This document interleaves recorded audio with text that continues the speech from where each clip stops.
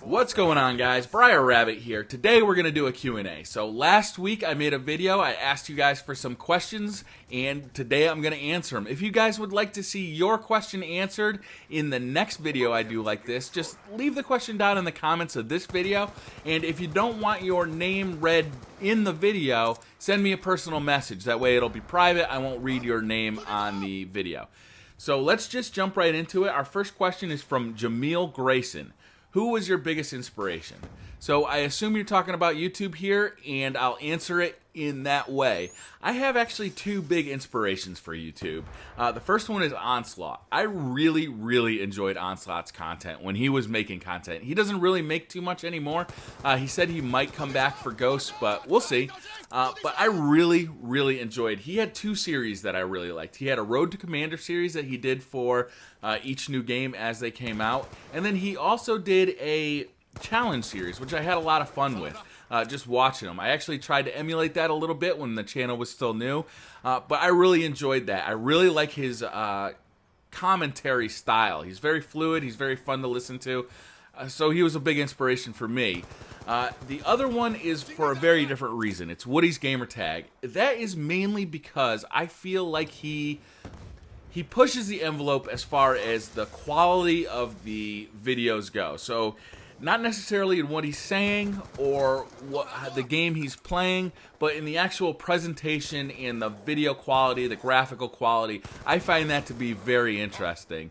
There's some other guys out there too, like Xbox Ahoy and Drifter. I find them to be very influential on me, but those are probably the two main guys. The next question comes from Beecha, who has one of my favorite YouTube usernames of all time. He asks, are you American or Canadian? And I am American. I live in Connecticut. I used to go to college in upstate New York, and that was very close to the Canadian border. And since the legal limit for drinking was 18 in Canada, you can imagine that we spent a lot of time going up there as college students. So I spent a lot of time in Montreal, and I really enjoy Canada, but I am an American. I live in Connecticut. Hasiba789 asks, what do you prefer between the two consoles? So if you're talking Xbox 360 and PS3, I much prefer the Xbox 360. There are so many things about it that I prefer. I can record off of HDMI, the chat things are much better on the Xbox 360. Xbox Live was really integrated into the 360 much better than the PlayStation Network was into the PS3, and that's mainly why I prefer the Xbox 360 over the PS3. In the upcoming consoles, though, it's a lot more difficult a decision. Obviously, I don't have them both in my hands, so I can't really tell you first person which I prefer, but looking at them as they're coming out, the Xbox One has the software advantage in my eyes. Titanfall is a big win for Xbox One. Getting Call of Duty DLC first is another big win in my eyes. But I'm a little skeptical about how good the hardware is going to be on the Xbox One. And they talk about all this, media integration and being HDMI port 1. I don't really care about any of that. I'm not a cable subscriber. I use Hulu. I use Netflix for viewing content, so I just don't care about how good the Xbox One works with my cable box. I don't have a cable box, so that stuff is really concerning to me.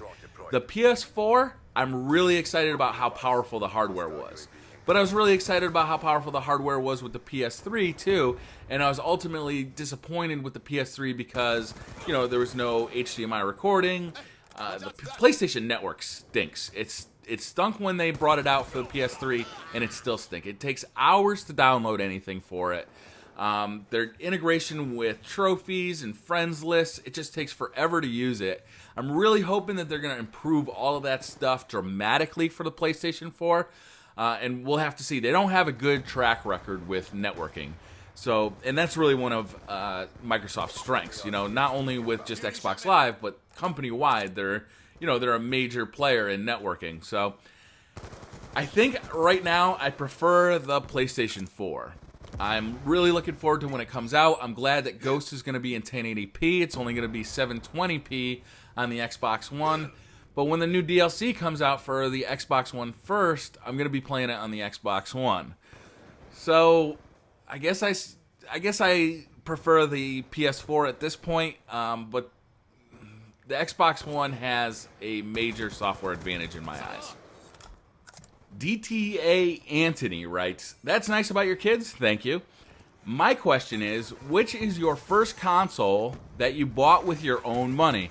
So this depends on if you consider the Sega 32X a console. This was like kind of an add-on that went on top of a Sega Genesis, and there were only a few games ever made for it, but it was the first one I bought with my own money. The first real console I bought with my own money was the Sega Dreamcast. I remember I pre-ordered that from Toys R Us. I was there the day it was released, waiting in line to pick it up. I was really excited for the 32X. That was a big step technology-wise. And when I brought that thing home, I got to say, I was not disappointed. There were some great launch titles for it. I remember playing Resident Evil Code Veronica. I remember playing, I think it was Soul Calibur. I can't remember if it was Soul Edge or Soul Calibur, but that was amazing. Ready to Rumble, I know it doesn't get a whole lot of critical love, but it was super fun to play with friends just because it was so ridiculous. There were a ton of games, actually, right at the launch that were really fun to play. The graphics were amazing for the time. They still looks pretty good. I remember seeing a commercial for the NFL game that was, I think, made by Sega at the time, and it looked almost like watching real NFL players. I mean, it was that impressive. Obviously, that was cut in such a way to make it, look better than the game actually played, but it still looked amazing when you brought it home. I bought a lot of games for that at launch, and I was really, really happy with that console. And I was really upset when that thing died an early death. I remember playing Quake 3 with a modem hooked up. I mean, that thing had online before online was a thing. I had a keyboard for it so I could browse the web. I mean, I really liked the Dreamcast quite a lot, and I'm actually pretty proud to say that was the first console I ever bought. Everything before that had been like birthday gifts or Christmas gifts or just, random gifts from family members, stuff like that. But the Dreamcast was the first one I bought at launch, and I paid my own money for it, and I was pretty excited about it. The final question comes from Will Hernandez, and this one was actually out of the comments section of one of the headset compatibility videos, and he asked, "Great vid and just subscribed.